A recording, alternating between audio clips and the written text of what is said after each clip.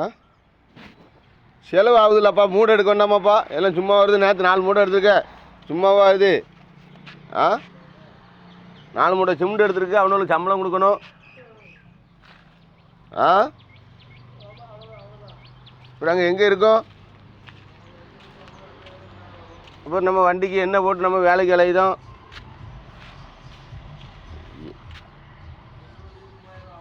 இவன் குடித்தா அந்த துட்டும் இருக்காது, குடிக்காமல் இருக்க போதே இதையும் கட்டிக்கிட்டு இருக்கேன்.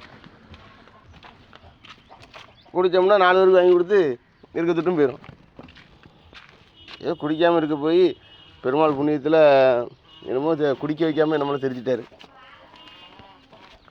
அவரோட புண்ணியம்தான், சிவனோட சிவபெருமான் புண்ணியமும் பெருமாள் புண்ணியம்தான்.